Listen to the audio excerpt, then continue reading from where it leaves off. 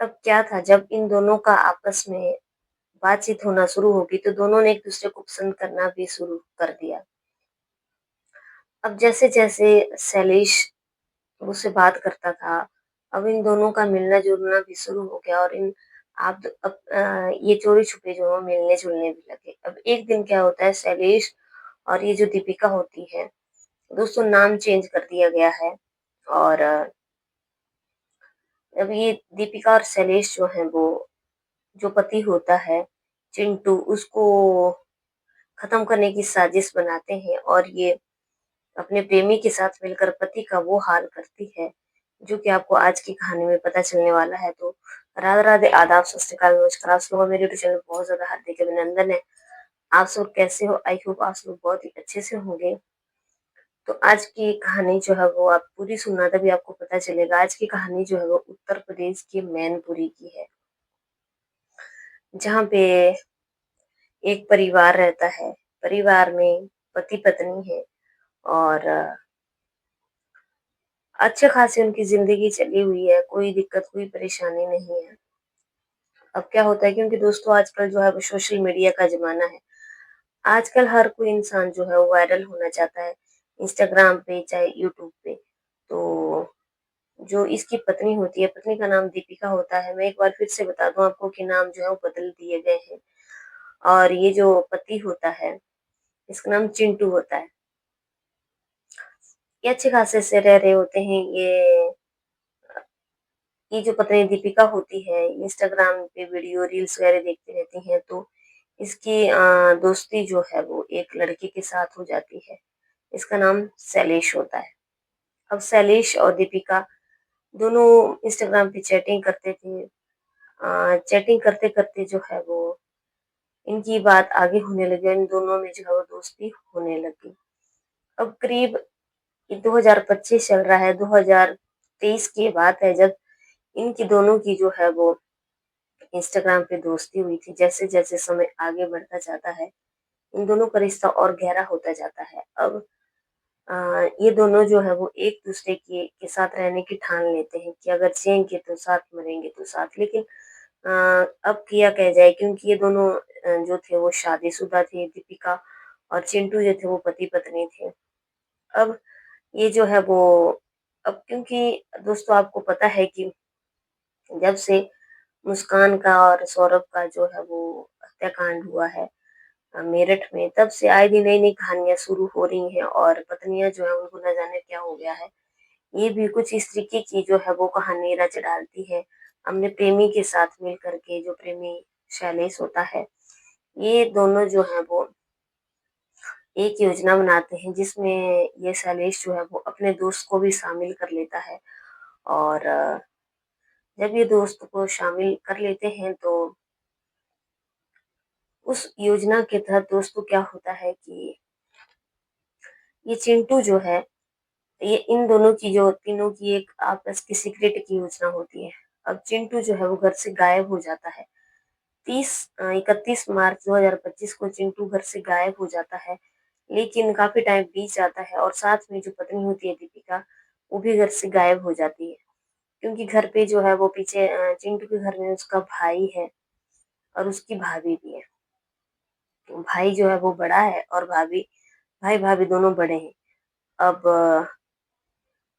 बात आ जाती है, वक़्त आगे बढ़ने लगता है, अप्रैल आता है, अप्रैल की 5-6 तारीख आ जाती है, लेकिन जो इसका देवर होता है भाभी का, वो बिल्कुल भी वापस नहीं आता है, ना कोई पता चलता है और घर पे काफ़ी परेशान होने लगते हैं। अब चिंटू कहाँ चला गया, उसकी पत्नी कहाँ चली गई, किसी को कुछ समझ नहीं आ रही थी। लेकिन अब इन्होंने क्या किया कि जो इसकी भाभी होती है, उसने 10 अप्रैल को पुलिस में जाकर के पुलिस को सारी बातें बताई और पुलिस में उसने बता दिया कि जो उसका देवर है, वो घर से गायब है और 31 मार्च के बाद उसका कोई भी पता नहीं है और देवरानी का भी कोई पता नहीं है। हालाँकि उसके बारे में जो थी वो सारी बातें उसने पुलिस को बता दी कि जो इसकी देवरानी है उसका किसके साथ प्रेम प्रसंग चल रहा है। उसके बारे में जो है वो घर पे लड़ाई भी होती थी और जो इसका पति था चिंटू, वो उसे शैलेश से बात करने के लिए मेरी देवरानी को मना करता था। लेकिन अब आगे दोस्तों क्या होता है कि जब पुलिस को ये पता चलता है तो वो पुलिस को 1 अप्रैल 2025 की बात है कि एक राह से चलते हुए लोग होते हैं जो कि सिकंदराव की बात है ये, सिकंदराबाद में। वहाँ पे पुलिस को फ़ोन आता है कि वहाँ पे एक डेड बॉडी पड़ी हुई है। अब पुलिस जैसे वहाँ पे मौके पे पहुँचती है तो डेड बॉडी को ले आती है और 1 अप्रैल के बाद उसको देखने को भी नहीं आता क्योंकि डेड बॉडी तो सड़ जाती है। अब उसका जो है लावारिस होकर के अंतिम संस्कार उसका कर दिया था, लेकिन उसकी फ़ोटो वगैरह खींच लिए थे, ताकि कोई बाद में बोले तो उसको बताया जा सके। अब जैसे देवर देवरानी जो है वो ये बात सारी वो पुलिस को बताते हैं, तो पुलिस फ़ोटो दिखाती है और वो अब सेलिस की जो पहचान हो जाती है। अब भाभी और भैया रोने लगते हैं और बोलते हैं कि हत्याकांड किसने किया क्योंकि उसकी देवरानी का भी चिंटू की वाइफ दीपिका को कोई अता पता नहीं। अब पुलिस क्या करती है, पुलिस उसके लोकेशन को ट्रैक करती है और लोकेशन के ज़रिए जो है वो पता चलता है कि ये जो है वो इसको ये पति होता है चिंटू, उसको बाइक के ऊपर बैठा कर के लेके गए हैं और जो पत्नी है वो भी साथ में थी। अब पुलिस जो है वो नंबर से उसके नंबर को ट्रैक पे लगाती है और उसकी पत्नी को पकड़ लेती है।